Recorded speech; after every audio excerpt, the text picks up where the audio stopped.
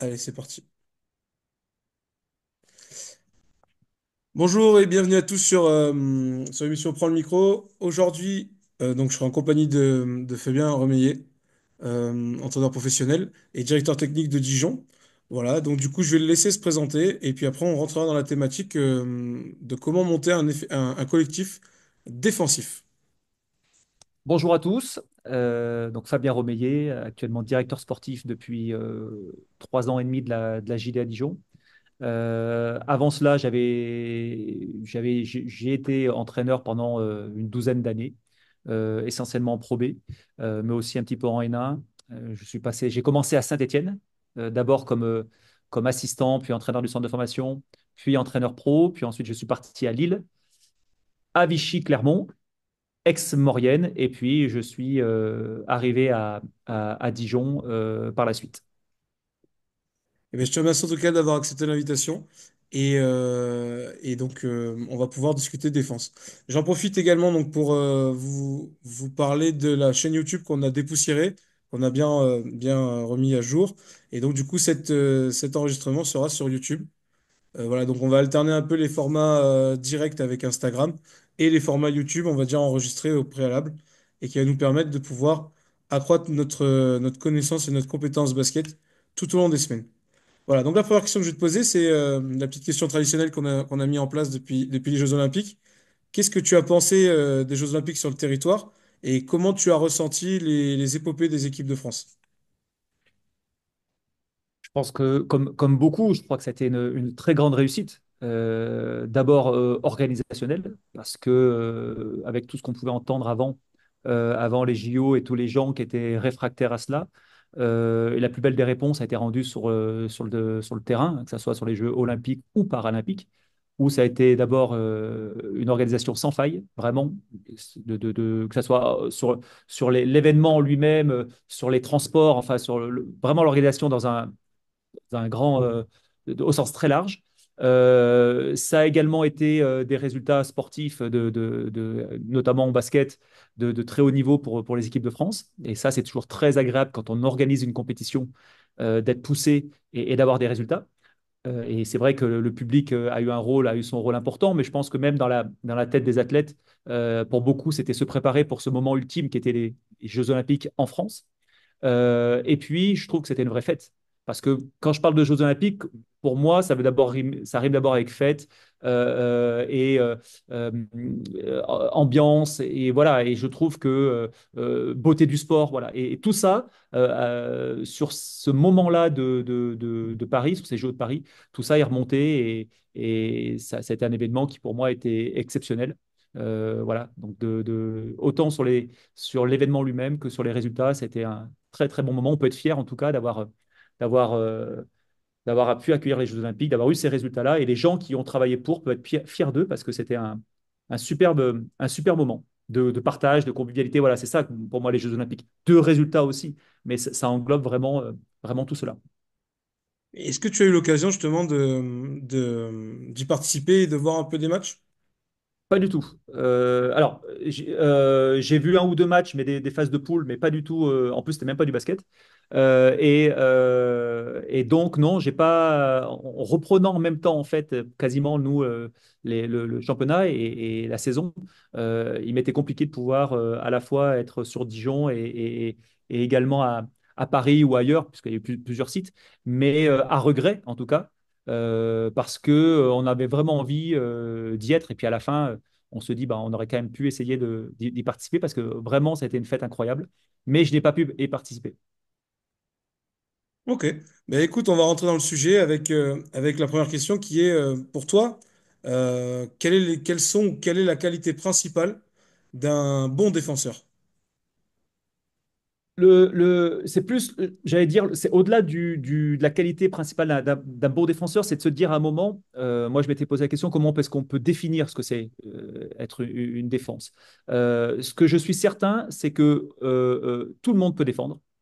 Il y en a qui ont plus d'habilité physique, psychologique, de dureté, athlétique, physiologique, ce que l'on veut.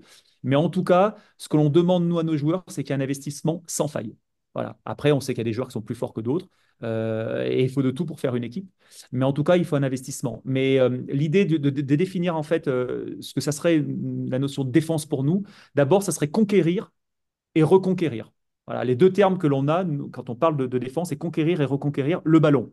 C'est-à-dire que c'est le ballon qui soit en hauteur, qui soit au sol, qui soit dans les mains, voilà, qui soit. Enfin, on est focalisé sur ça, sur cette notion de conquête. Et puis, c'est recommencer plusieurs fois cette action-là de conquérir et reconquérir.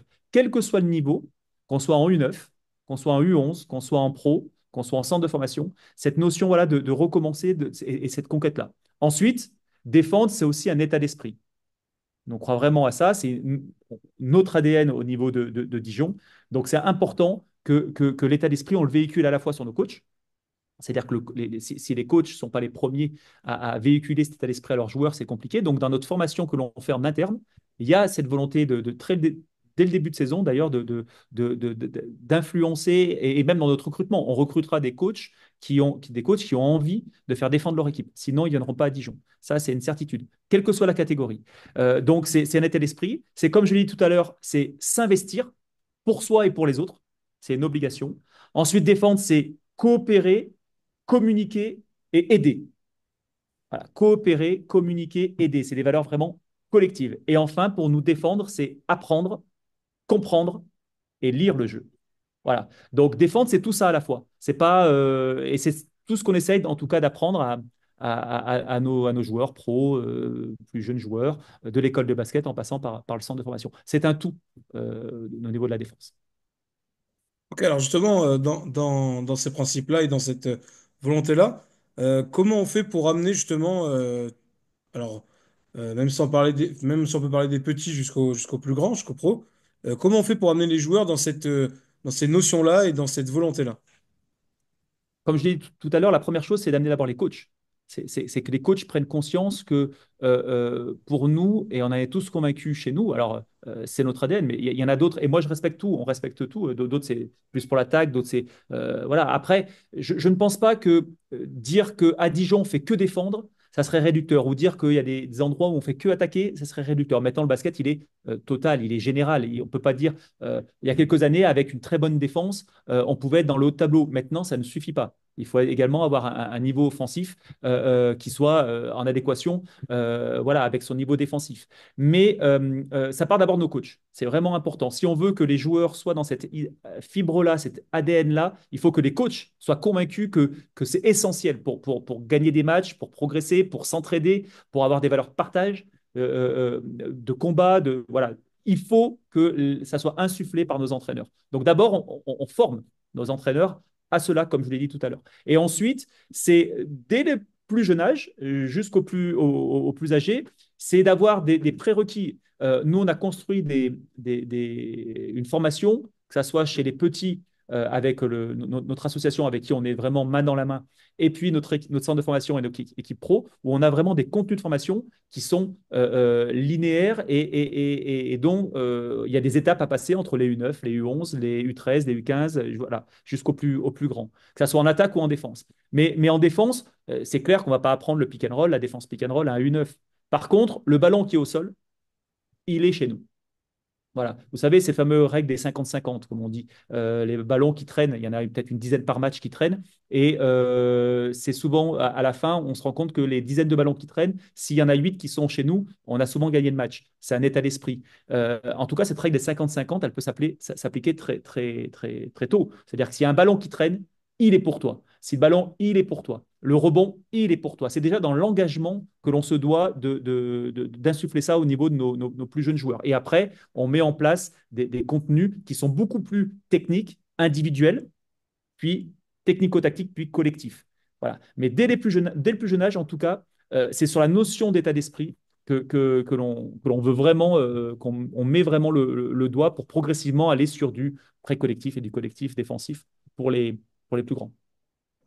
Et comment il est arrivé cet état d'esprit justement défensif de ton côté? Est-ce que c'est quelque chose qui t'a toujours animé ou c'est en avançant dans le temps que ça t'est vraiment apparu comme ta philosophie, entre guillemets, ou en tout cas la manière dont tu vois les choses? Moi, je pense que ça part d'une croyance. C'est-à-dire que moi, je suis convaincu que c'est en défendant qu'on gagne nos matchs. En tout cas, c'est pas qu'en défendant, mais c'est en imprégnant de tempo défensif que l'on peut être en mesure de gagner nos matchs. Voilà, ça c'est une croyance. Il y en a d'autres, ce sera l'inverse. Peu importe, mais quand on y croit, il faut ensuite après le développer, le mettre en place et faire en sorte que ça fonctionne, parce que on est là pour que ça performe aussi. Donc c'est d'abord une croyance très tôt où je me suis intéressé à des coachs qui étaient très défensifs. Quand j'étais jeune entraîneur, ce qui m'intéressait, c'était de regarder des coachs qui étaient très défensifs parce que ça m'animait. Alors j'avais pris un peu de tout. Il y avait des coachs qui étaient euh, ultra défensifs dans la notion de combat, de dureté, d'autres qui étaient très, très collectifs. Je me rappelle, ça pouvait aller de Obradovic, qui coach encore actuellement aux Partisans, à Alain Jardel, qui était sur l'équipe de France Filles, à Philippe Hervé, qui à l'époque était à Chalon. Donc euh, c'était très large. Mais, et je picorais. J'étais une éponge, je prenais ça m'intéresse, ça non, je trouve pas que ça soit bien. Pour que ensuite j'arrive à moi me faire ma propre ligne de conduite en disant ça je prends, ça m'intéresse, ça c'est cohérent, parce que si je dis ça à un joueur, je dirais pas le contraire le lendemain.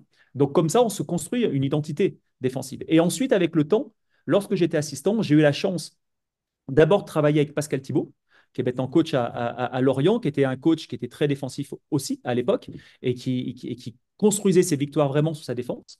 Donc, il m'a aussi inculqué ça. Et ensuite, la deuxième chance que j'ai eue, c'est que quand Pascal Thibault, quand il était coach à Saint-Étienne et que j'étais donc son assistant, est parti, il y a eu un moment après Alain Tiné qui est arrivé. Et Alain Tiné, quand il est arrivé, on a collaboré pendant 4 ans et demi ensemble. Et on avait quelque chose qui était assez rare, c'est que lui s'occupait de l'attaque et moi de la défense.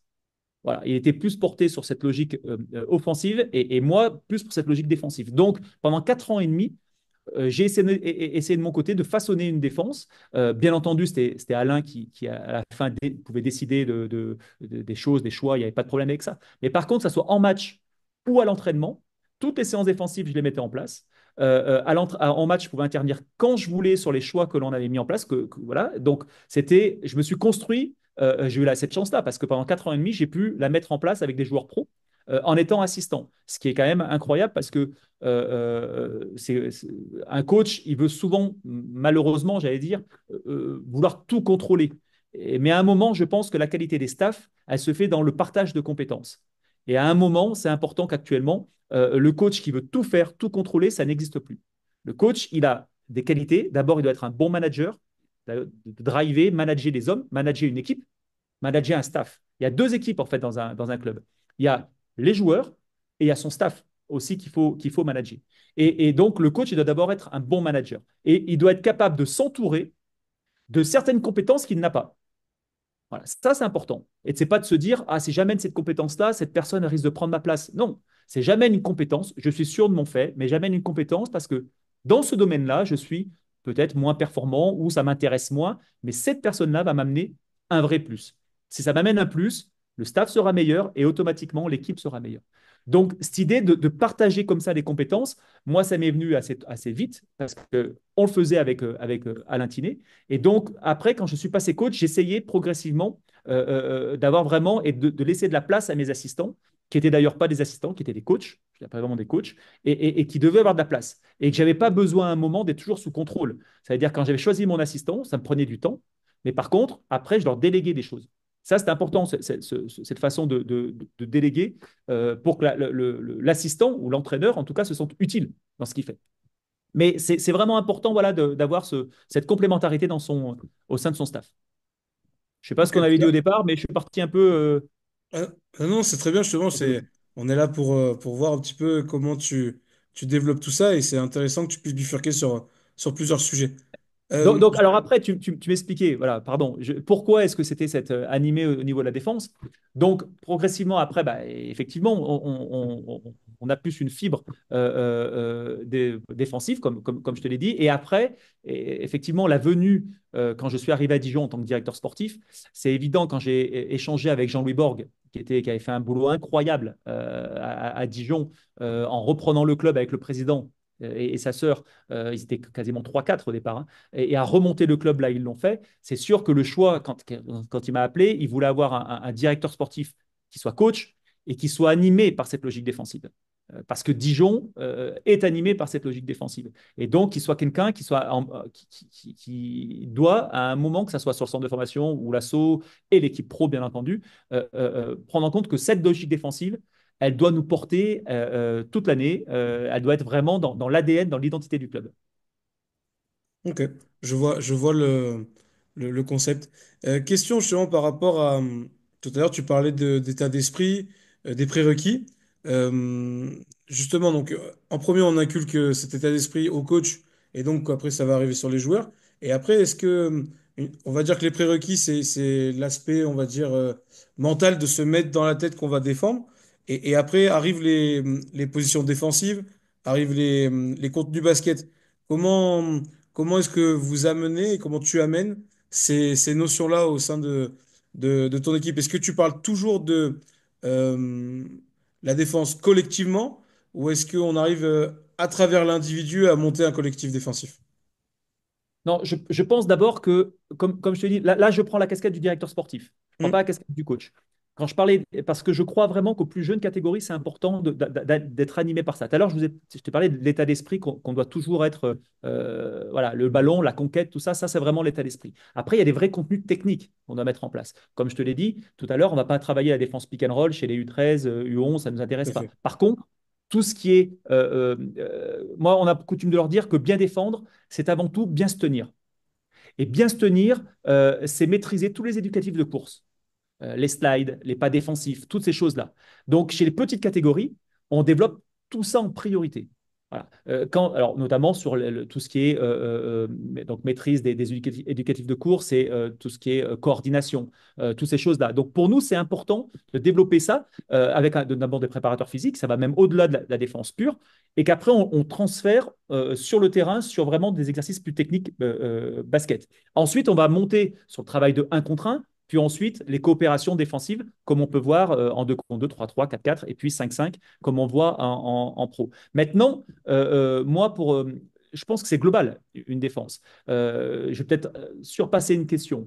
Quand je commençais ma saison, et c'est ce que je demande au staff, la première séance défensive qui arrivait, c'était d'abord une explication de tous les principes. Alors, il y a deux choses qu'il faut différencier. Alors, ce que on avait parlé tout à l'heure, c'est des basiques. Pour moi, j'appelle ça des piliers qui sont Ok. non négociables. Non négociables. Il y a 5 piliers, 6 piliers, pas plus, qui sont non négociables, c'est-à-dire que c'est des choses qui, toute l'année, on va s'y tenir parce qu'on sait que c'est source de réussite. Et là-dessus, il n'y aura pas par exemple, on est convaincu que 80, quoi, on n'est pas convaincu, c'est sûr, 90% de son temps, on passe à le défendre sans ballon. Donc pour nous, la défense sans ballon est beaucoup plus importante que la défense sur la balle. Je parle au niveau professionnel.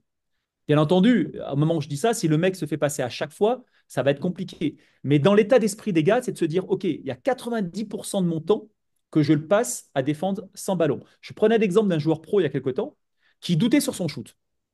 Il joue une vingtaine de minutes et il prenait 6 tirs à peu près par match. Je lui disais, mais OK, tu doutes sur ton shoot, tu prends 6 tirs. Donc 20 minutes, 6 tirs. Allez, à peu près à 5 secondes par shoot, 10 secondes par shoot, maximum avec l'action. Ça veut dire que tu prends 6 tirs, ça fait 60 secondes, 1 minute. Tu as 1 minute où là, tu es en train de douter pour 1 minute de ton temps sur le terrain. Mais pendant 19 autres minutes, tu fais quoi? Moi, ce qui m'intéresse, c'est pas que tu te focalises sur la minute tu shoots. Tu es un joueur à droit. C'est pas un problème, ça. L'adresse, ça vient, ça repart, c'est fluctuant, ça dépend des équipes adverses, ça dépend voilà, des systèmes adverses. Par contre, ce qui n'est pas fluctuant, c'est 19 autres minutes. La défense, la course, le rebond. Ça, c'est pas fluctuant. Donc, prends ton rythme d'abord sur ces domaines-là, notamment le domaine défensif. Nous, on est convaincus de ça. Tu prends ton rythme en défense et tu auras ton rythme en attaque. Et donc, focalise-toi sur ça, sur des choses qui sont basiques. Le coach te demande de faire ça. Fais-le. Bonne pas tête endroit. Fais ton écran de retard. Suis dans les écrans, sur les écrans non porteurs, par exemple, conteste, bon, je prends des exemples, tiens tes duels, et c'est comme ça que tu vas prendre ton rythme, et tu verras comme par hasard que tes tirs, tu vas les mettre. Ouais, donc ça, c'est un exemple concret. Nous, on ne va pas lui dire, putain, tu as 6 tirs, tu rates 6, on va regarder les schémas, oui, offensivement, mais il y a autre chose à faire sur un terrain que des shoots. Il y a beaucoup de choses à faire. Et on passe autant de temps à défendre qu'à attaquer. Donc, ça veut dire que il faut que tu sois focalisé aussi sur ces domaines-là. Donc, la défense, pour revenir à ta question, elle est vraiment globale. Et donc, au début de saison, on explique tous les principes que l'on a en défense. défensif. Et comme je te l'ai dit, il y a deux types. Il y a les piliers non négociables qu'on explique. Et ensuite, il y a une batterie de principes. La défense sur les staggers, la défense sur les postes bas, la défense. Mais ça, c'est quelque chose qui est carré, qui est vraiment schématisé, qu'on va travailler, mais sur lequel on pourrait avoir à un moment une variante. Si en face de nous, bah, on décide de suivre sur un stagger, le joueur est moins shooter. Si sur un pick and roll, on décide de passer en dessous alors que nos principes fait en sorte qu'on ne passe pas en dessous. Voilà, ça, c'est les principes peuvent être modifiés à la marge, mais ils peuvent être modifiés. Les piliers ne le sont pas. Les piliers ne le sont pas. Quand je te dis 90%, nos piliers, peut-être que tu vas m'en parler tout à l'heure, je ne sais pas si tu avais, je crois, les basiques ou les piliers que l'on a. C'était justement Alors, les non négociables, justement. les non négociables, Quels il y a sont-ils? l'impact de la défense sans ballon. Comme je te dis, 90% de notre temps, on le défend sans ballon. Donc, ça veut dire que l'agressivité, la contestation, le rôle des bras, de la tête et des jambes, il y a toujours ces trois secteurs qui travaillent. Les bras, la tête et les jambes. Tu es capable de demander en attaque la balle ici et tu vas crier parce que tu l'as pas. Donc, tu lèves tes mains pour avoir le ballon. Tu la demandes des fois. Fais la même chose en défense. Tu dois être capable d'avoir tes mains au-dessus de ta ligne d'épaule. Tu l'as quand tu demandes le ballon. Et généralement, en défense, on ne l'a pas trop. Donc, cette défense sans ballon, que tu sois un bon défenseur physique ou pas physique, il y a des principes qui sont des piliers, savoir-faire défensif qu'on va te dire, tu la mets en place. Et d'abord, focalise-toi sur cette défense sans ballon. On doit être la première de la ligue, la meilleure de la ligue.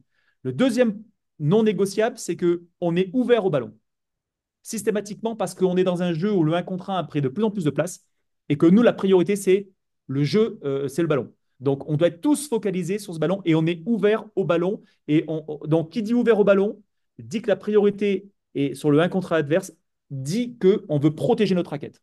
Il faut qu'on soit l'équipe qui protège le plus sa raquette du championnat en termes de volume. C'est-à-dire qu'une équipe qui a l'habitude de prendre 30 tirs dans la raquette, elle n'en prend plus que 20.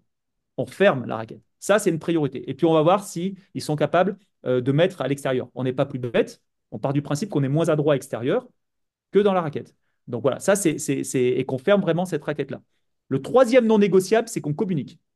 Et on communique de façon permanente et même anticipée. Je prends un exemple.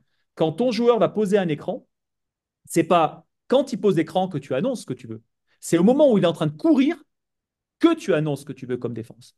Alors, nous, on a des indicateurs de couleur, rouge, bleu, vert.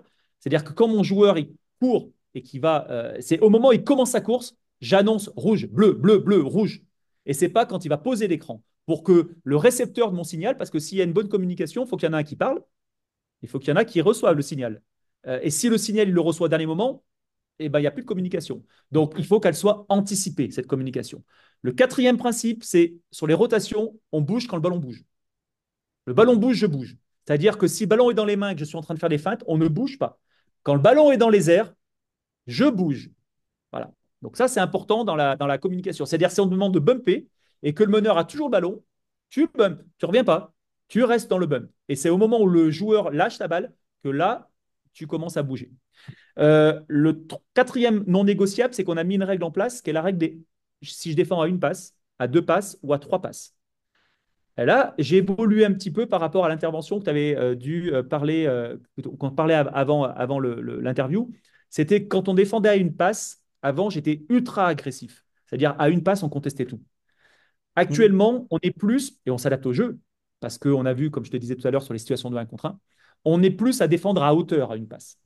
On n'est pas en contestation totale, mais on défend à hauteur, prêt quasiment à venir à une passe, ce qu'on ne faisait pas avant, intervenir dans une rotation, dans une aide sur un drive. On est capable de venir faire un aider reprendre, vraiment à défendre à hauteur.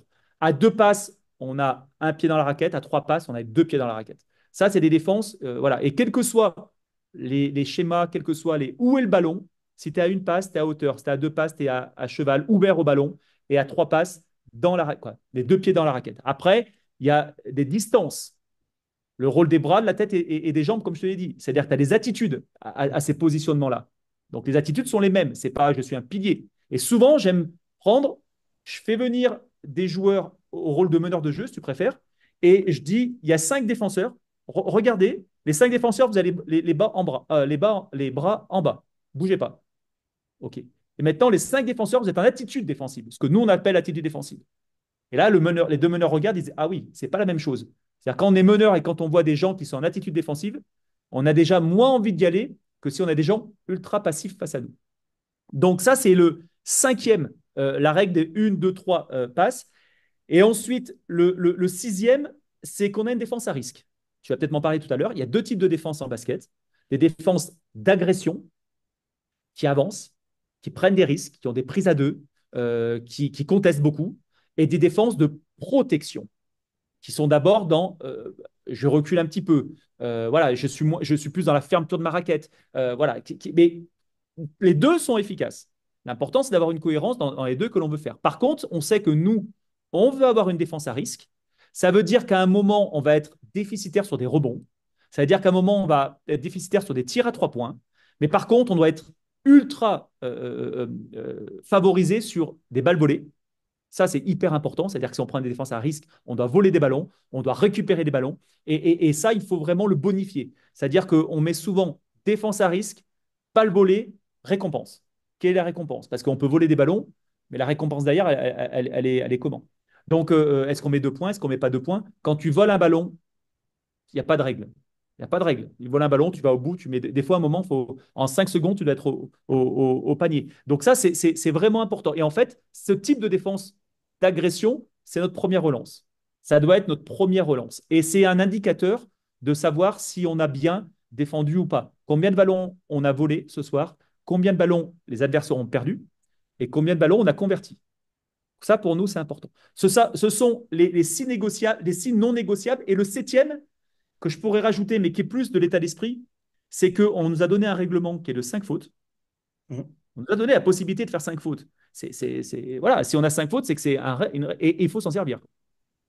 Voilà. On ne peut pas être après deux cartons, ou un carton, pardon, premier carton, avoir encaissé 25, 23, 24 points et être à 2 fautes d'équipe. C'est pas possible.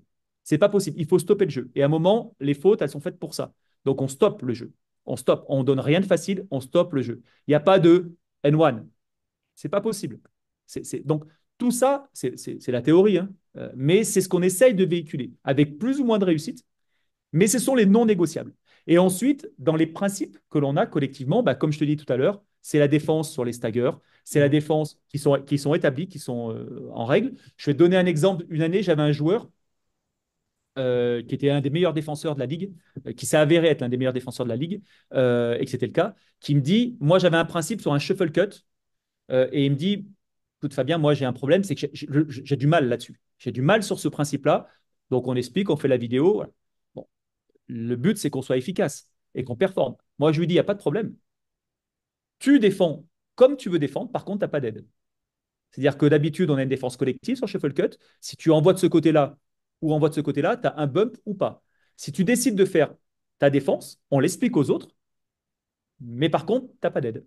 Tu te débrouilles tout seul. Donc, tu dois arriver voilà, sur Shuffle Cut, tu dois arriver devant, comme dans nos principes. Donc, on l'avait expliqué aux joueurs, à tout le monde, et il le savait, et on a fait comme ça, on s'est adapté par rapport à lui. Quand c'est un joueur qui est exemplaire dans l'attitude, personne ne va dire, mais là, lui, pourquoi est-ce qu'on autorise ça ou pas? C'était l'un des meilleurs défenseurs de la ligue.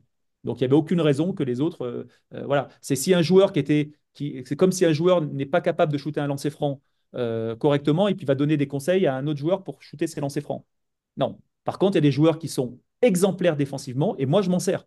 C'est-à-dire qu'eux, ils doivent véhiculer ce que l'on veut. Donc, si eux, leur message, en plus de celui du coach va dans le même sens, ils seront écoutés autant que le coach. Parce qu'ils sont exemplaires et c'est leur rôle aussi. C'est pour ça que souvent, quand on a un coach défensif, on s'entoure des mêmes joueurs. On essaie de garder une base de joueurs qui sont capables de véhiculer moi, j'ai eu la chance d'avoir des joueurs comme Grégory Le Sort, je vais en oublier, hein, c'est sûr. Rida Lemrani, j'ai eu Charles-Henri Bronchard, Guillaume Ponce, autant de joueurs comme ça. Quelques années avant, j'avais Steve Jalabert, il y a très longtemps, qui étaient des joueurs, en fait, qui étaient respectés. À Lille, j'avais Nicolas Takoun aussi. Julien Sauré sont des joueurs qui étaient respectés vraiment défensivement, qui étaient mes vrais leaders et qui pouvaient se permettre de dire aux autres, oh, là, tu fais ça. Écoute ce que le coach dit, fais ça. Fais ça. Et en début de saison, c'est hyper important parce que des fois, il y a des principes qui peuvent diverger et le joueur a peut-être moins envie de s'investir. Et lui, il dit non, fais-le. Et tu verras dans un mois, tu vas voir, fais-le. Donc ça, c'est hyper important. Ce rôle-là de ces joueurs-là, qui sont pour moi des joueurs ancrage. Ils ancrent vraiment notre défense. Ils sont vraiment importants et moi, je m'en sers. Ils véhiculent ce que l'on veut faire. Voilà. Donc, c'est un peu cette idée-là, ce qui est non négociable et c'est les basiques, c'est ce que tu appelais les basiques, et moi, ce qu'on appelle les piliers. Et Mhm. puis, ce qui est à la marge négociable, ce sont tous les autres principes que l'on peut avoir dans notre défense. Quelle marge d'erreur, justement, quelle marge d'erreur sur les non négociables? Est-ce que s'il y a vraiment, tu vois, sur un des non négociables, il y a un joueur qui arrive pas à rentrer là-dedans, quelle marge d'erreur il va avoir? Est-ce qu'il va être benché tout de suite? Est-ce qu'il va être, est-ce qu'on va lui laisser un peu plus de temps? Est-ce que, voilà, quelle marge d'erreur par rapport à ça? Avant la sanction, c'est de comprendre. Pourquoi? Il y a un des principes, par exemple, alors c'est pas un non négociable, mais c'est notamment ne pas sauter sur les feintes. Tu restes les pieds au sol. Tu restes les pieds au sol. Après, si tu as un joueur comme, je vais te prendre un exemple, il faut aussi tenir compte de la qualité intrinsèque des joueurs. Dans ton recrutement, on va reprendre des joueurs défenseurs, ok. Mais je prends un exemple cette année qu'on a avec Alan Dokossi, qui est un vrai athlète à Dijon. Et moi, j'en ai eu des athlètes comme ça. À un moment, si lui, tu lui demandes d'être toujours au sol, mais à un moment, Hmm. ce qui fait sa force, tu vas le dénaturer comme joueur. Par contre, il y a des choses sur lesquelles le fait d'être en l'air te sanctionne. Si sur les aides défensives, tu es en l'air, tu prends une faute. Ça, c'est une évidence. Donc, OK, c'est non négociable, mais pour toi, alors là, c'est pas un non négociable hein, sur les aides défensives, sur le fait de sauter, mais je te prends cet exemple-là. Moi, je ne veux pas que tu sautes. Par contre, dans ce secteur, tu sautes pas. Par contre, je t'autorise, lui, tu peux y aller. Parce que c'est ta qualité première. On fait un deal tous les deux et tu l'acceptes ou pas. Voilà. Donc, si j'avais eu ce type de joueur, c'est pas moi qui le coach, mais ça aurait été voilà, de cette façon-là que je l'aurais managé. Mais après, ta question sur le non négociable pur, non, alors, c'est pas le bencher d'abord, c'est d'abord de lui faire comprendre. Et quand on veut, c'est transmettre quelque chose. Et quand on veut faire comprendre, bah, c'est des heures et des heures de vidéo. C'est des heures et des heures. Tiens, bien voir, Turmont. Quand j'entends des coachs dire que défendre, c'est 15% de travail collectif et 85-90% d'envie, c'est faux. Pour moi, c'est faux. Hmm. C'est faux.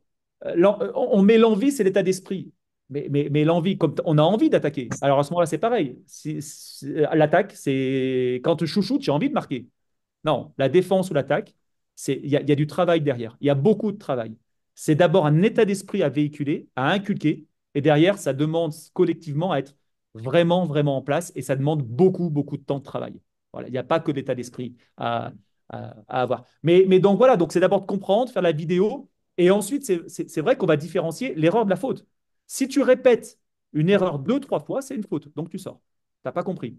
Si je te demande d'être les pieds au sol, si on a fait une vidéo, si on a mis en place un plan d'action avec le préparateur physique ou pendant l'entraînement pour pas que tu sautes avec un assistant qui est que derrière toi, va aider, ne saute pas, ne saute pas, ne saute pas. On met ce plan d'action-là. Si suite à cela, encore, tu te trompes, donc une fois c'est une erreur, deux fois c'est une erreur, trois fois c'est une faute, tu sors.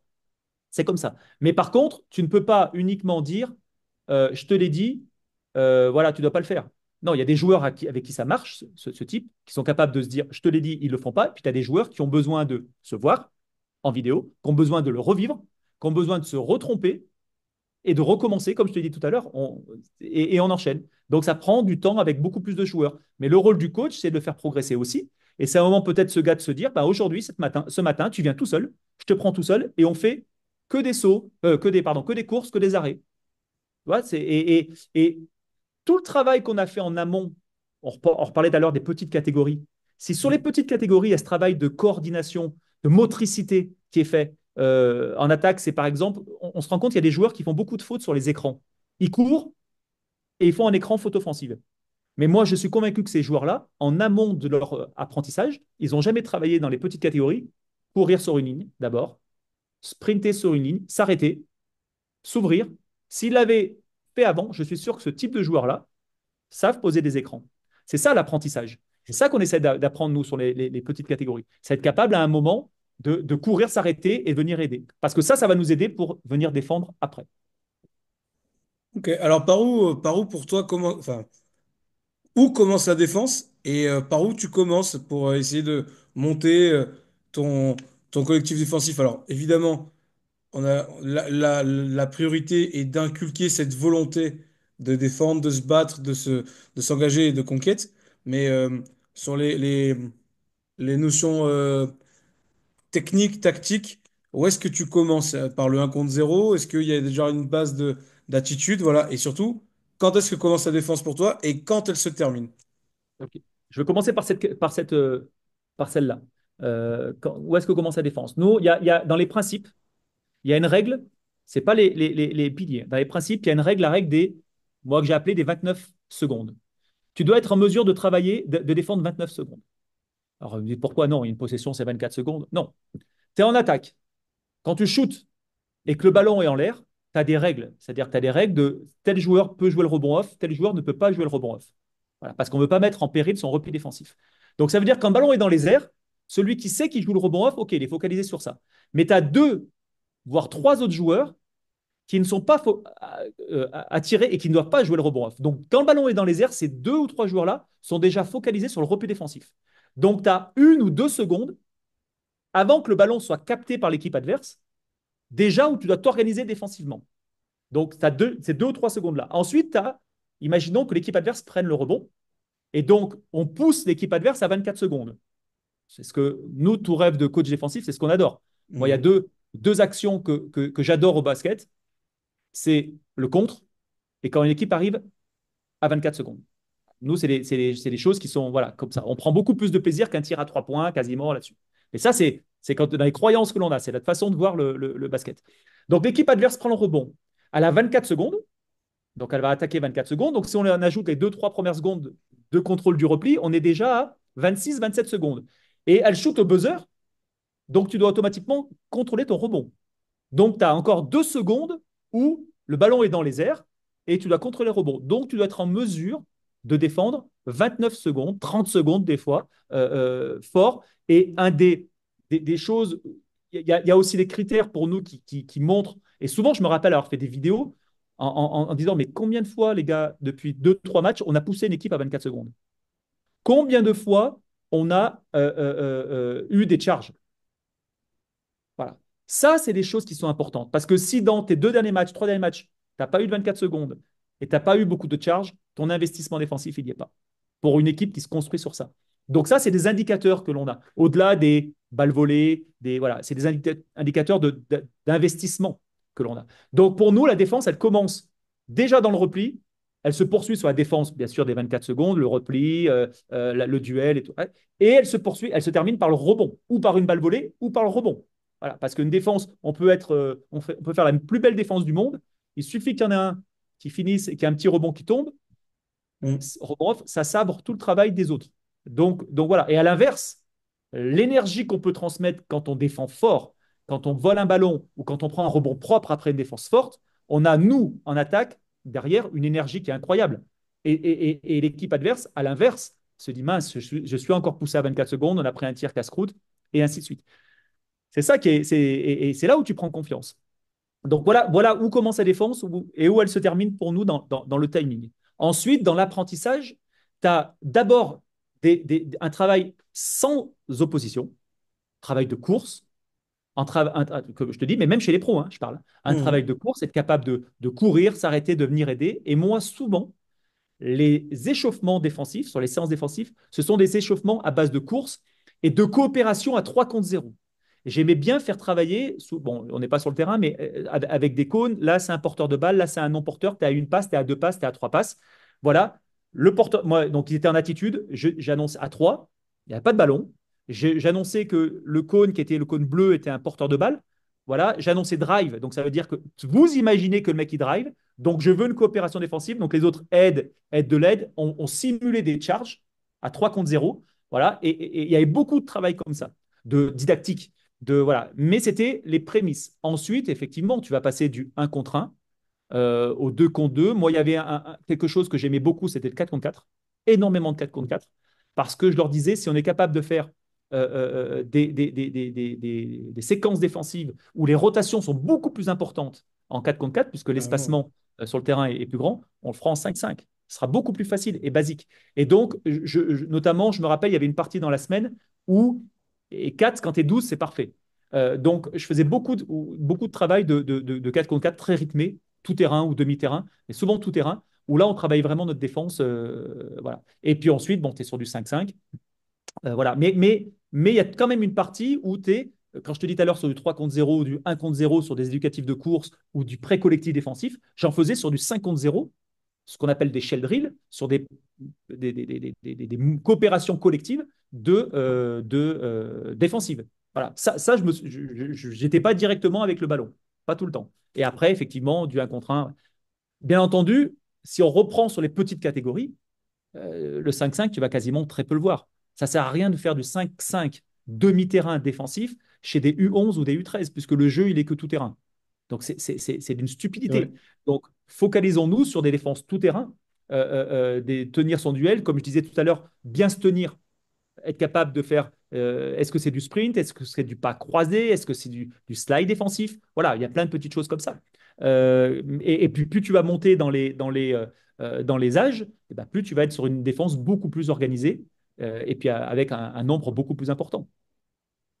Tu parlais dans les actions que tu adores au basket, il y a le contre. Alors, souvent, moi, j'ai entendu dire que quand on contre, c'est qu'on a mal défendu. Alors, où est-ce que toi tu te places justement Non, par parce que rapport à le ce qui peut être contre, dit? tu vas te rendre compte, sans mauvais jeu de mots, que le contre, c'est souvent spécifique à certains joueurs. Tu n'as pas tous les joueurs qui peuvent contrer. Et moi, je ne veux pas enlever à certains joueurs le côté feeling qu'ils peuvent avoir. Tu as des joueurs, tu peux faire ce que tu veux. C'est comme le rebond. Tu as des règles. Mhm. Tu as des règles de rebond. Box out, voilà. On va peut-être en parler après. Je ne sais pas si tu as, beau dire en début d'année, le rebond, c'est essentiel, c'est vital. Que ce qui te sert, le rebond, les muscles, dans ton corps, les muscles les plus importants, c'est les plus puissants. Tu as le muscle de la mâchoire, les fessiers, tu as un autre muscle des jambes. Donc, ça veut dire que tu vas te servir de tes jambes. D'accord? Dans les 4 muscles les plus importants, les plus puissants, tu en as 2 qui sont sur les jambes. Donc, ça veut dire que quand ton box out, si tu boxes avec tes bras, c'est pas le plus puissant. Donc, sers-toi de tes jambes. Ça, c'est la théorie. Mais à un moment, quand les 2, 3 dernières minutes, quand il faut aller chercher des rebonds propres, les coachs, on peut dire ce que l'on veut, c'est pas la théorie. Si le mec va aller chercher le rebond en l'air, il va chercher le rebond en l'air. Et des fois, il oublie le box out, il oublie ces choses-là. Donc, le contre, c'est pareil. C'est un moment, c'est des feelings. Et pour moi, c'est faux. Souvent, un contre, justement, ça peut corriger des fois des mauvaises défenses. Ça ne veut pas dire qu'on a mal défendu si on a quoi. Ça ne veut pas dire que celui qui contre a mal défendu. Ça veut dire que des fois, le contre, il arrive soit à des moments où c'est perdu et qu'on a fait une erreur défensive et que la personne va sortir du principe défensif pour aller contrer et tu vas pas lui dire, écoute, sors pas du principe défensif parce que non, moi, l'idée d'y aller, c'est positif, ça donne une énergie, ça contre donc là-dessus. Et puis, ça peut arriver aussi en bout de chaîne d'une très bonne défense, d'un très bon repli défensif. Des fois, il y a des joueurs qui sont, il y a d'avoir tout terrain, notamment sur le jeu de transition. On est devant et le mec force aussi, l'attaquant force la situation, va marquer 2 points. Il y a des forts joueurs et le mec arrive en deuxième rideau Et et pas. va contrer le Mhm. joueur. Ça, c'est les plus belles actions pour moi. Donc, il n'y en a pas non plus 15 situations de contre. Mais en tout cas, non, ça peut corriger des mauvaises défenses, mais c'est pas parce qu'on contre que la personne qui a contré a mal défendu. Je vois ce que tu veux dire. Alors, justement, que tu parlais du rebond, comment est-ce que tu gères le rebond défensif? Comment est-ce que tu gères le rebond défensif? Comment tu gères le rebond offensif et le repli défensif? Alors, d'abord, le rebond offensif. Alors, je te dis juste, je vais être obligé de libérer la salle, mais j'irai dans une autre salle, hein, Florian. Ok, T'inquiète pas, parce que je suis dans la salle vidéo, il y a une équipe de honte qui va venir faire une vidéo à 5 heures. Mais sans on problème. trouvera un autre moment, il y aura une petite coupure. Voilà. Fin du l'interlude. Non, le rebond, je vais commencer par le rebond offensif. Le rebond offensif, qui est de plus. Alors, quand je commence à coacher, je le bannissais. Je le bannissais totalement parce que j'étais tellement focalisé sur l'aspect défensif, de prendre moins de points, que je me disais, bon, si on va jouer le rebond off, on va totalement déséquilibrer notre repli défensif. Maintenant, c'est comme le contre, tu as des joueurs qui sont quand même de très forts joueurs de rebond offensif. Sur ce type de joueur-là, ils y vont systématiquement. Systématiquement, quasiment tout le temps. Je parle des gens qui, des fois, tu n'en as pas du tout pendant 2, 3 ans, puis peut-être des fois, tu en as, chaque année, Mhm. tu as un mec qui le sent bien. Ils y vont systématiquement, sauf quand le tir. Alors, il faut dissocier. C'est assez quoi, pas complexe, mais si je défends, si j'attaque, pardon, et que je suis, ma règle, moi, c'est que si j'attaque et que le tir part et que je suis au-dessus de la ligne des lancers francs, c'est-à-dire que je suis au-dessus vers la ligne à 3 points, meneur de jeu, je ne joue pas le rebond offensif. Tous les gens qui sont au-dessous de la ligne des lancers francs jouent le rebond offensif. Sauf à un endroit qui est le plus critique, c'est le tir dans le corner. Parce qu'on a coutume de dire, tir dans le corner, 2 points derrière. Parce que si un joueur tire dans le corner, c'est l'endroit du terrain qu'on aura le plus de mal à couvrir, puisque le joueur est au plus loin dans le repli défensif. Donc, et moi, je ne demande pas au shooter de gérer son repli défensif. Le shooter, il shoot. Donc, c'est sa priorité. Donc, il est focalisé sur ça. Et c'est les 4 autres dans la situation de sous-nombre qui doivent être en mesure de ralentir le jeu pour que ce fameux joueur arrive. Sauf que quand il est dans le corner, c'est là où il a le plus de distance à parcourir. Donc, hormis ce critère-là, où là, le rebond, bah, on essaye. Le seul qui peut aller jouer le rebond off sur un tir en corner, c'est celui qui est à l'opposé. Point. Tous les autres, ils sont en repli défensif. Tous les autres. Il n'y a pas de. Voilà, on ne prend pas de risque. Après, à l'inverse, si tu es au-dessus des lancers francs, tu y vas.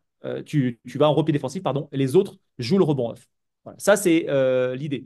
Sauf, comme je te l'ai dit, il peut y avoir des petites autorisations, entre guillemets, sur des joueurs qui sentent le jeu, qui vont aller chercher les rebonds off. Parce que ces joueurs-là, même si tu leur dis de ne pas y aller, ils y vont. Mhm. Parce qu'ils sont attirés. Et donc, avec le temps, je me suis dit qu'au final, le rebond off que j'avais perçu comme étant un critère où et mes équipes prenaient très peu de rebonds off, qui pouvait être critique pour mon repli, en fait, c'est ma première arme. Parce que si tu prends un rebond offensif, au final, l'équipe n'attaque pas adverse. Et donc, ça peut être ta première arme de repli défensif. Mais il faut vraiment que ça soit organisé, ou surtout avec des joueurs. Donc, on va prendre l'exemple d'Alan Dokossi qu'on a ici chez nous. Euh, Bah, c'est quasiment, il prend beaucoup de rebonds off, mais c'est quasiment notre première arme de repli parce qu'il y va tellement, il en prend 2 ou 3 par match, que bah, je préfère l'avoir là, avoir une seconde balle d'attaque, Mhm. plutôt que de l'avoir à papillonner au milieu de terrain. Voilà. Donc, ça, c'est sur la règle du rebond offensif. Le rebond défensif, pour moi, le plus important, c'est pas le nombre de rebonds que tu prends. Souvent, les gens, c'est comme la défense. Tu es la meilleure défense parce que tu encaisses le moins de points. Non, c'est par rapport à ton nombre de possessions. Le basket actuel se joue avec beaucoup plus de possessions. Voilà, le jeu s'est accéléré et c'est normal. Il y a plus d'arrière, il y a plus de jeux en première intention, il y a plus logique de punir immédiatement toutes les erreurs qui sont faites. Il n'y a plus d'attente de on garde la balle. Non, on punit actuellement. Et donc, le plus important, c'est pas le nombre de rebonds, donc tu prends, mais le pourcentage de rebonds par rapport au nombre total de tirs qui sont concédés. Donc c'est pareil pour ta défense. Ta défense, c'est le nombre de points que tu vas encaisser par rapport au nombre de possessions qui sont jouées. Ça, c'est automatiquement, si tu joues up-tempo, Mhm. tu vas donner plus de possessions, donc plus de balles d'attaque, plus de balles de défense. Et c'est logique. Donc il faut jamais, toujours ramener par rapport au nombre de possessions et le rebond par rapport au nombre total de tirs concédés. Ça, c'est la première chose. Ensuite, comme je te l'ai dit, les grands principes, c'est un peu comme tout à l'heure sur la défense. C'est aussi un état d'esprit, le rebond. C'est une conquête, c'est un engagement. Euh, Chez les plus petits, on leur demande surtout de ne pas être spectateur. Fais quelque chose sur le rebond. Fais quelque chose. Va mettre un écran, va chercher le ballon, mais en tout cas, ne sois pas spectateur du jeu. Ne regarde pas le ballon comme ça qui passe. C'est la première chose. Et surtout dans les entraînements que l'on doit mettre en place, moi, ce qui me rend fou, c'est quand on fait des 1 contre 1, tu parlais tout à l'heure de 1 contre 1, le 1 contre 1 se termine par le rebond. On voit souvent des enfants ou même des pros, des joueurs. Il y a un contre 1 qui se joue. Bon, ben, le coach a dit c'est 1 contre 1. Je rate mon panier, c'est fini, le 1 contre 1 est fini. Non, tu rates ton panier, tu prends ton rebond off. Tu es en défense, tu vas chercher le rebond def. Et là, le 1 contre 1 se termine. Mhm. Ça, c'est un état d'esprit. Et si tu le fais systématiquement, en match, on n'aura pas de joueurs surpris. L'idée aussi chez les petits, on entend souvent ça, c'est que ce n'est pas l'affaire que des plus grands, le rebond. C'est l'affaire de tous. C'est l'affaire de tout le monde. Les petits, les plus grands, c'est l'affaire de tout le monde. Et souvent, les coachs, ils ont tendance à, ou les parents, qui sont vraiment pour moi les parents, c'est la grosse problématique du basket ou du sport collectif chez les petits. Voilà, pour multiples raisons. Mais en tout cas, mais t'es grand, pourquoi il ne prend pas de rebond? Parce qu'il n'est peut-être pas assez mobile, il n'a peut-être pas la même motricité, il n'a pas la même coordination, que pour monter les bras, ça va plus lentement, alors qu'un petit va être plus rapide. Voilà, par exemple. Donc, jusqu'avant U13, c'est en tout cas de ne pas être spectateur. Arrivé U13, il faut qu'il y ait un apprentissage technique, U13, U15, voilà, avec l'écran de retard, comment ça se passe, et ainsi de suite. Donc, bon, après, on a plein de petits principes hein, sur je ne sais pas si tu veux qu'on les développe, mais voilà, par exemple, chez les plus grands, sur le rebond, je donne deux, trois principes qui sont clairs. Si ton vis-à-vis est sous le panier, tu ne fais pas de box-out. S'il est sous le panier, la seule chose qu'il risque de prendre, c'est si le ballon il rentre dans le panier. Donc, si tu veux faire un box-out parce que ton Ouais. vis-à-vis, tu vas le sortir et c'est toi qui vas te retrouver sous le panier et c'est lui qui va prendre le rebond. Donc, un joueur tu le laisses sous le panier.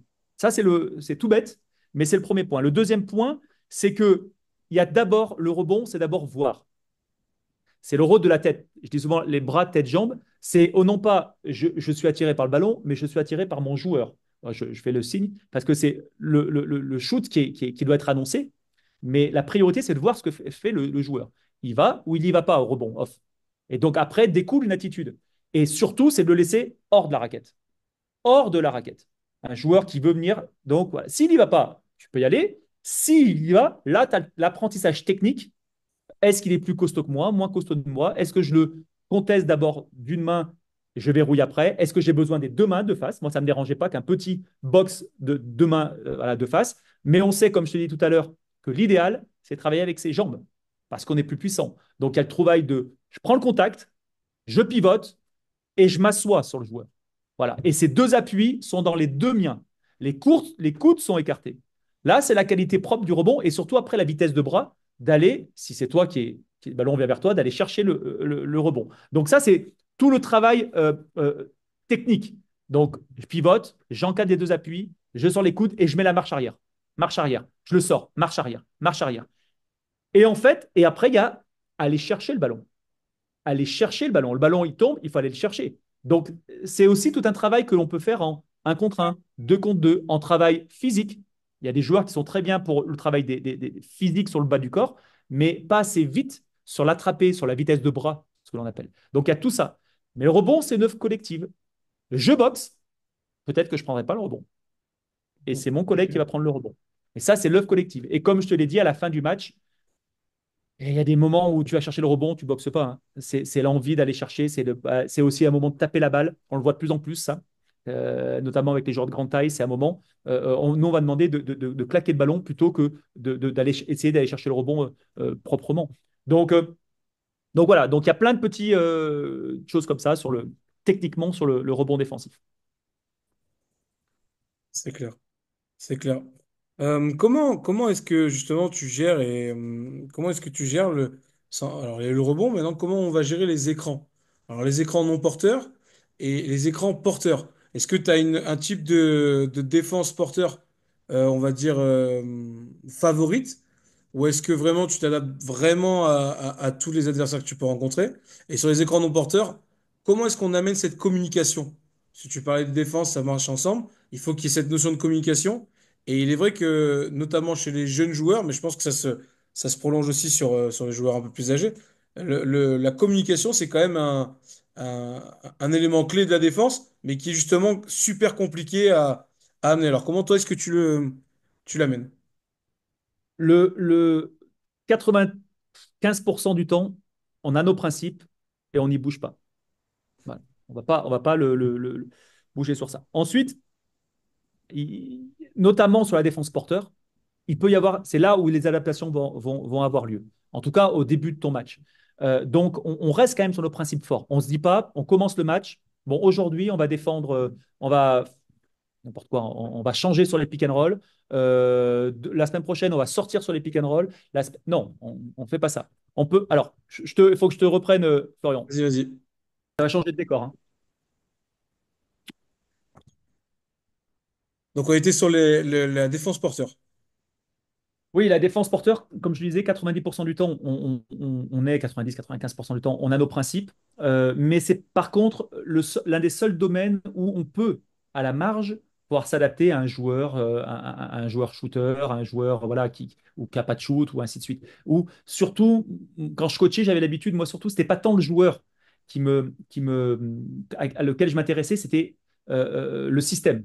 Parce que souvent, il y a des systèmes qui sont annoncés pour certains joueurs et c'était plutôt de casser le timing. Qu'est-ce que je pouvais mettre en place pour casser le timing de ce système-là? En cassant le timing de ce système-là, je cassais automatiquement le rythme d'un joueur qui avait l'habitude d'être efficace sur ce système-là. Donc, c'était plus le système qui m'intéressait au-delà du joueur. Mais 95% du temps, comme je te l'ai dit, on reste dans nos principes. On a des principes établis, que ce soit sur un écran côté, sur un écran dans l'axe, sur un écran, ce qu'on appelle le Spanish avec le backpick dans le dos. On a la même type de défense, la même nomenclature quand on parle de défense sur le pick and roll. Euh, et ensuite, on va, comme je te l'ai dit, s'adapter. Si c'est un vrai poste 4 shooter ou un 3 qui joue 4, on va le switcher systématiquement. Si voilà, il y a des petites choses comme ça, notamment les entrées de système aussi, on peut avoir des adaptations. Et aussi, surtout, parce que maintenant, ce que l'on voit, c'est que on voit qu'il y a des joueurs qui ont des préférences motrices plus avancées que d'autres dans le système. C'est-à-dire que maintenant, les coachs, avec les analyses data que l'on voit, on sait très bien que si ce type de joueur joue le pick and roll à droite et qu'il se retrouve sous sa main droite, 90% du temps, il veut faire une passe ou il va aller au bout. Voilà. Donc, qu'est-ce qu'on peut changer dans notre défense pour bloquer ce système-là et que, par exemple, passer en dessous, afin que le joueur, bah, il ne puisse plus faire la passe et qu'il revienne de l'autre côté pour se retrouver sur sa main gauche et ainsi de suite. Donc ça peut être des choix que l'on peut avoir, comme je te l'ai dit, à la marge. Mais on essaie de rester vraiment sur une défense type. Ensuite, ce qui est, et ce qu'éventuellement, moi, j'avais essayé de mettre en place sur la fin quand je coachais, et je pense que en termes de formation, on risque de le remettre et on essaie de le remettre en place progressivement. Je parle pas sur les pros, hein, mais sur le centre de formation, c'est de se dire, on sait que dans notre défense à risque, il y a des espacements qui nous posent problème. Il y a des espacements sur les pick and roll côté qui peuvent nous poser problème, sur des angles d'écran qui peuvent nous poser problème, sur des entrées de système qui peuvent nous poser problème. Quand je dis poser problème, c'est qui peuvent créer un décalage rapidement, ce qui peut être embêtant. Donc, on aimerait, et on va essayer de le mettre en place, d'avoir donc une nomenclature, on l'a, de couleurs, en se disant sur tous les systèmes de transition, comme on voit maintenant beaucoup avec des pics isolés, on fait telle défense systématiquement. Sur toutes les entrées de système type corne, par exemple, on fait une autre défense systématiquement. Et sur tous les autres systèmes, tous les autres écrans qui arrivent, on fait une autre type de défense. Mais c'est trois défenses distinctes à des endroits de terrain. C'est pas la même défense tout le temps, mais on va faire vert d'un côté, bleu de l'autre et rouge de l'autre. Toute l'année, on fera ça. Voilà. C'est ce sur quoi on essaye de travailler. Pourquoi? Parce que en termes de formation, ce qui est intéressant aussi, c'est qu'un joueur, bon, quand il doit sortir de Dijon, là je reprends l'exemple de Dijon, c'est qu'il doit être capable de défendre. C'est-à-dire que le coach pro qui va le prendre, il sait que ce joueur-là doit défendre. Nous, c'est notre. Et on veut vraiment, on se bat avec ça. On veut vraiment que ça soit une sorte de label de se dire, un joueur qui sort de Dijon, s'il ne défend pas, bah, c'est qu'on a raté quelque chose, on n'a pas été bon.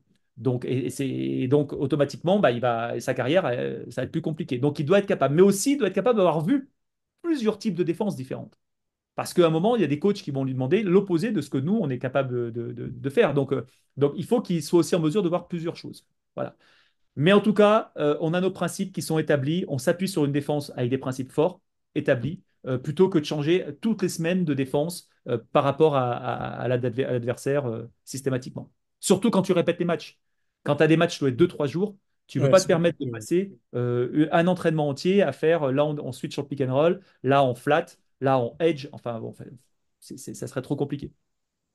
Qu'est-ce que tu penses de la défense de zone? J'en pense, c'est une arme. C'est une arme si le basket l'autorise. Bah, si tu peux gagner un match en la faisant, je parle sur les pros, tu le fais. Si la défense, et là je m'attirerai certainement des foudres, hein, mais j'ai pas changé d'avis sur ça.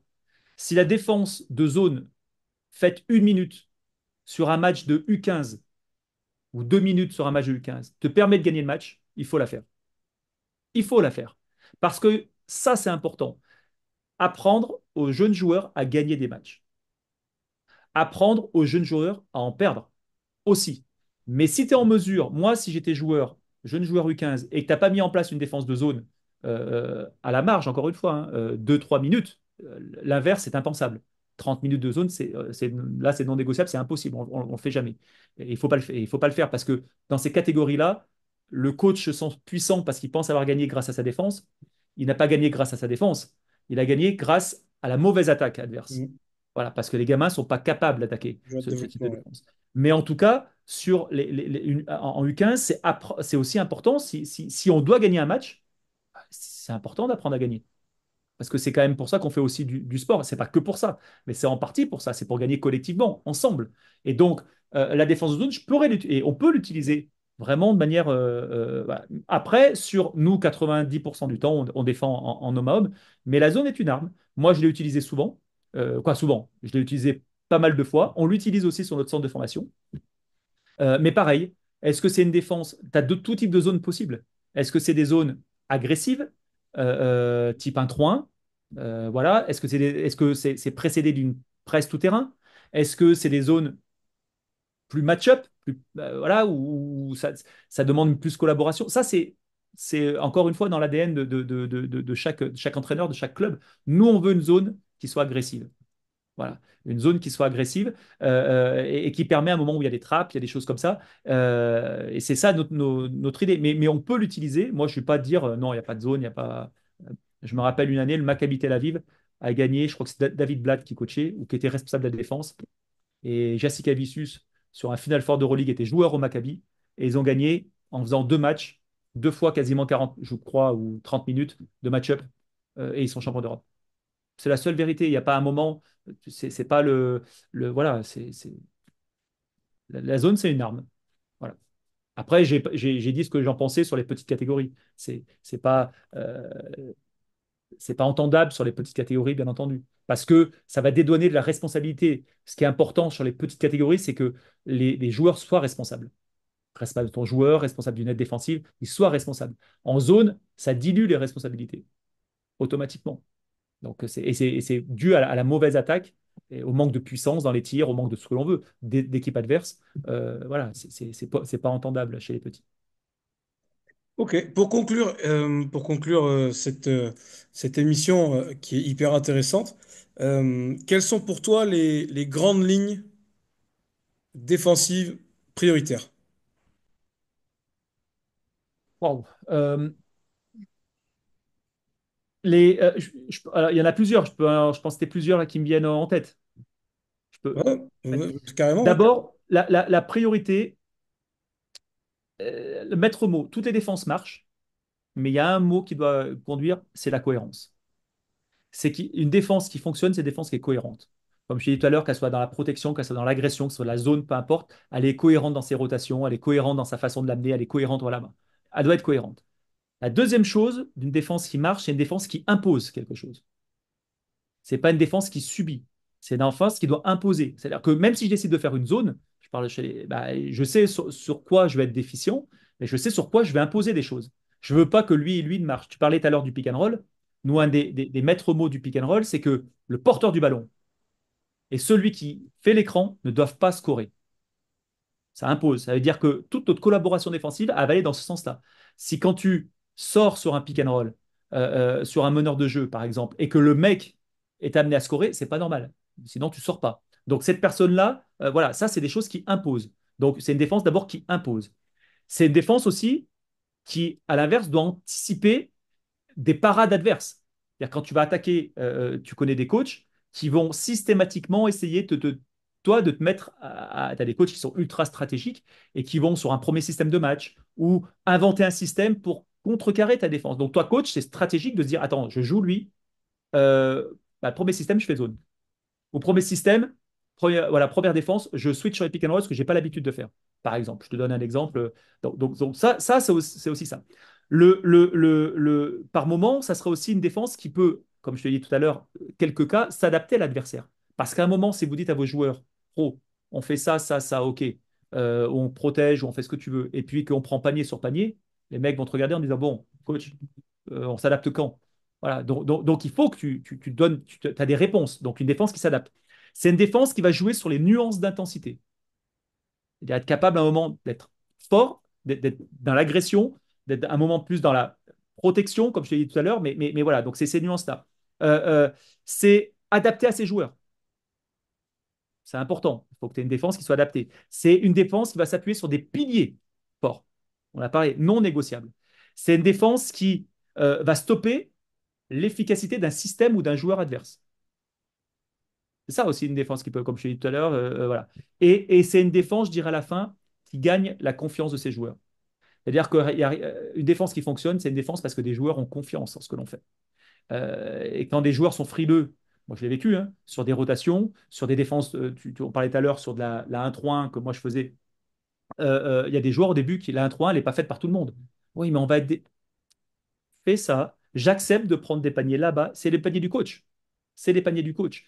Donc, fais-la, investis-toi là-dessus. Moi, il y a des choses sur lesquelles le pire, ce n'est pas de te tromper, c'est de ne pas avoir tenté de réussir. Souvent, je disais ça aux joueurs. Tu peux te tromper, tu vas te tromper, tu es dans l'échec. Nous, on a un problème de l'échec en France. L'échec, c'est une étape. C'est pas un frein, c'est une étape. Donc, tu vas te tromper. Moi, c'est pas ça qui me pose problème. C'est que tu n'as pas tout mis en œuvre pour réussir. Ça me pose problème. Donc, si je te demande de faire ça, fais-le. Et puis la suite, on verra. C'est une défense collective. Donc, tu vas bumper, par exemple, ou tu vas être là, à cet espacement-là, tu vas être en retard, mais il y a quatre autres joueurs sur le terrain qui sont avec toi. Donc, ça c'est important. Tu dois avoir la confiance de tes joueurs, c'est important. Et le dernier point que je dirais, c'est une défense que tu dois également euh, évaluer. C'est-à-dire que moi, j'avais pour habitude, après chaque match, d'évaluer ma défense. C'est-à-dire que je regardais mon match une première fois pour me donner, voilà, de manière générale, je commençais à faire mon montage, et une deuxième fois le match pour annoter vraiment qui m'avait coûté des points. J'avais une grille et je savais que sur le 1 contre 1, je disais d'ailleurs valoriser le 1 contre 1, le 1 contre 1, j'avais plein d'items, le pick and roll. Bah, est-ce que quand on prend un panier, je mettais par exemple, le joueur se fait battre sur un contre un. C'était vraiment un contre un basique. Sur 2 points, il encaissait lui 1,5 points et l'aide défensive 0,5 points. Sur un pick and roll, si le joueur avait mal stoppé le ballon et qu'on prenait un panier, et ben, il me coûtait peut-être 1 point et les coopérations défensives, l'un 0,5 et l'autre 0,5. Donc, à la fin de mon match, j'avais combien un joueur m'a coûté de points sur des items particuliers. Et ensuite, j'avais, à la prolongement de cette grille, des items où il pouvait récupérer des points. Aide défensive, charge, 1 point. Aide défensive, charge, où le ballon il part dans le décor, 1 point. Dans les choix stratégiques que l'on a fait, l'équipe adverse ne marque pas ou 1 point. Voilà, donc il ramenait des points comme ça. Et donc, je l'évaluais. Et j'avais mis en place, donc par rapport à l'évaluation que tout le monde voit, c'était mes principes à moi, hein. C'était un joueur qui sortait d'une évaluation à 20 ou 25, je dis n'importe quoi, 20, on va dire. Je lui enlevais les nombres de points qu'il avait coûté et je lui ramenais les nombres de points, je rajoutais les nombres de points qu'il m'avait ramenés. Et donc, pour moi, j'avais une vraie évaluation avec des plus-moins, mais j'incluais le domaine défensif. Pareil, les ballons 50-50, les ballons qui traînent, je les valorisais. Si tu plonges, tu as 1 point. Si tu plonges, tu as 1 point. Donc, au final, pourquoi c'était intéressant? Parce que on a l'impression du match, on a l'impression que les mecs sont des bons défenseurs, mais on se rend compte que des fois, comme je te disais, que j'avais des défenseurs, des gars qui n'étaient pas réputés bons défenseurs, mais qui au final me coûtaient quasiment pas de points, ou très peu de points. Ils ne m'en rapportaient pas, c'est une évidence. Mais quand ils étaient dans des principes clairs, sur les staggers tu fais ça, sur le pick and roll tu fais ça, ils prenaient toute leur valeur, vraiment toute leur valeur. Et donc, et puis tu as les joueurs qui étaient tout le temps pénalisés et qui subissaient et qui, c'était sur le pick and roll, c'était sur des duels, c'était sur les staggers, enfin, ils nous coûtaient des points. Et tous les 10 matchs, j'avais annoté donc le joueur qui nous coûtait des points là-dessus, et tous les 10 matchs, je faisais une vidéo, ou les 5 matchs, ça dépendait, avec les joueurs, et je leur disais, voilà, là, ça fait les 5 derniers matchs, tu me coûtes 6 points sur le pick and roll. Voilà, voilà vidéo, voilà où tu l'écoutes. Parce que tu passes pas ton bras, parce que tu passes pas ta jambe, parce que tu parles pas, peu importe. Tu t'engages, tu as un plan d'action maintenant, c'est que de 6 tu passes à 3.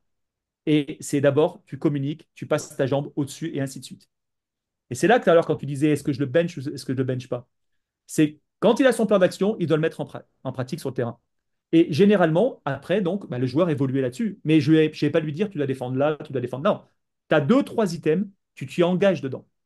Et donc, je savais, les joueurs, quand on gagnait des matchs, celui qui me coûtait des points, celui qui m'en coûtait pas. Quand on perdait des matchs, celui qui m'en coûtait plus que d'autres. Et donc, je pouvais voir qui était mon 5 défensif, mais je l'avais évalué. Et j'avais une vraie évaluation de mes joueurs sur l'aspect défensif. Pour moi, c'était important.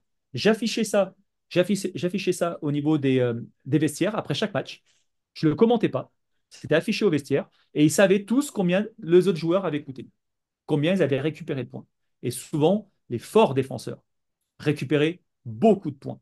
En coûter pas beaucoup, c'est sûr, mais ils en récupéraient énormément, énormément. Et pour finir, parce que j'étais un petit peu long sur ta question, mais pour finir, une année, j'étais à Lille et j'avais mes deux meilleurs défenseurs qui, après 10 matchs, c'était ceux qui me coûtaient le plus de points de l'équipe. C'est pas possible. Alors que l'année d'avant, j'avais les mêmes et c'était mes leaders. Et en fait, quand on analysait les matchs, on se rendait compte qu'on n'était pas en place collectivement et que eux sortaient tout le temps des principes pour compenser les erreurs des autres, systématiquement. Et donc, j'ai dit, c'est pas possible. Ils peuvent pas, eux.